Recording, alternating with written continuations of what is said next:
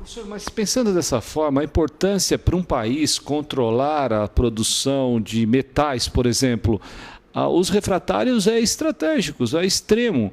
Quer dizer, quem não fizer, quem não pensar dessa forma, talvez teremos problemas no futuro. Com toda certeza. Um país que, vamos dizer assim, desconsidera a sua indústria refratária é um país que não sabe por que vai existir.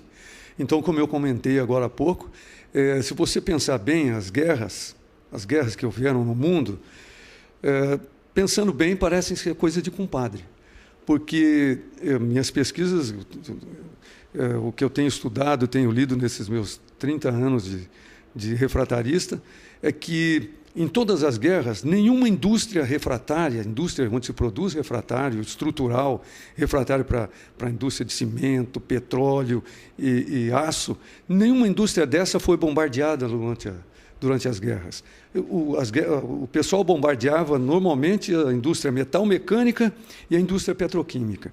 Só que ele se esquece o seguinte: não existiria a indústria metal-mecânica nem a petroquímica se a indústria de refratário não estivesse fornecendo o refratário para aquelas indústrias subsidiárias.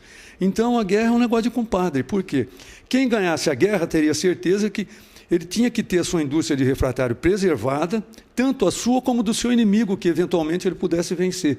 Porque, se ele quisesse emolumentos de guerra do seu inimigo, a indústria de refratário do inimigo tinha que estar funcional, né? Então, eu acho que isso é uma coisa de compadre, né? Infelizmente, morreram tantas pessoas por uma coisa de compadre, né? Um acordo de compadres. Então, só para dar assim vamos dizer assim, um embasamento histórico e dizer da importância da indústria de refratário. Para você ter uma ideia, uma unidade monetária aplicada na pesquisa e desenvolvimento e na produção de refratários, ela gera 300 unidades na ponta. Ela é uma indústria multiplicadora enorme. Então, por isso que você tem uma ideia, sabe quanto de refratário se comercializa no mundo? Em torno de 14 bilhões de dólares. Não é nada perto do que eles funcionalizam, do que eles habilitam.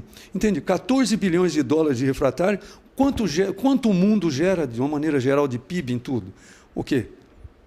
Quantos trilhões? Só os Estados Unidos são 14 trilhões de PIB. E você vê, no mundo inteiro, a indústria de refratário vende 14 bilhões de dólares. Então, uma indústria que ela vende pouco, mas gera muito.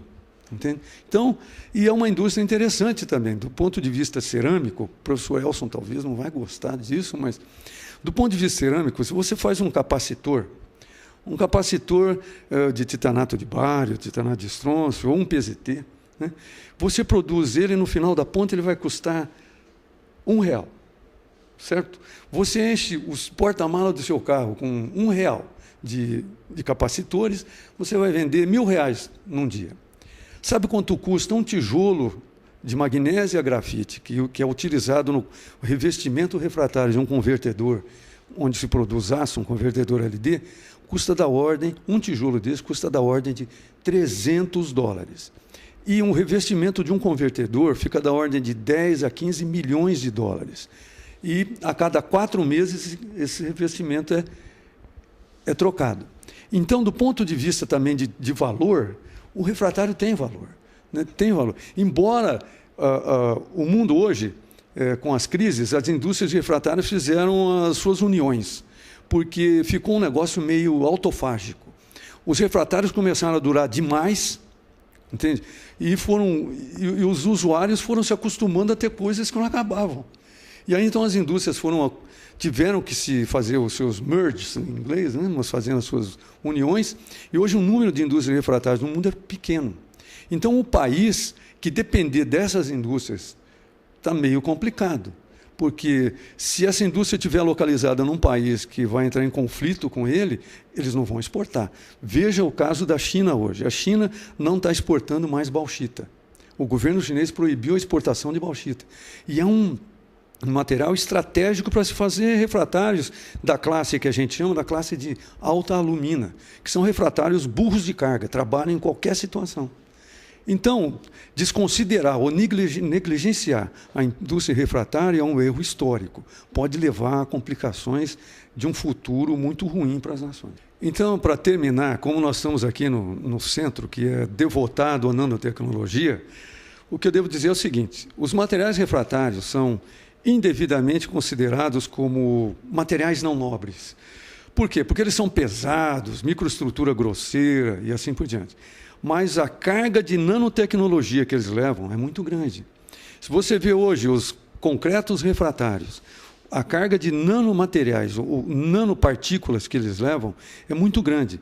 E o que se está conseguindo também nos agregados refratários. Os agregados são partículas de caráter refratário que são misturadas para dar o esqueleto de um material refratário.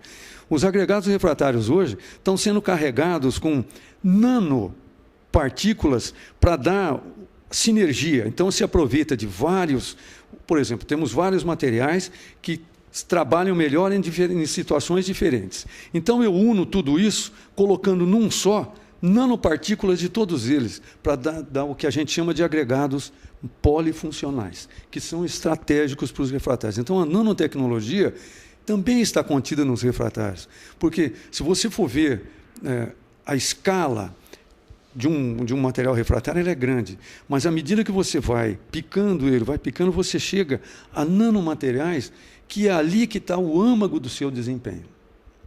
Se imaginarmos que os materiais refratários têm tamanha importância e a nanotecnologia luta em entendê-los, as suas aplicações e suas vertentes, a área de materiais refratários poderia colocar, ou pelo menos é colocado, como uma área de alta estratégia para um país em desenvolvimento como o Brasil. Por isso que aqui no Centro Multidisciplinar de Desenvolvimento de Materiais Cerâmicos se estudam tanto e se aperfeiçoa-se tanto nessa importante área.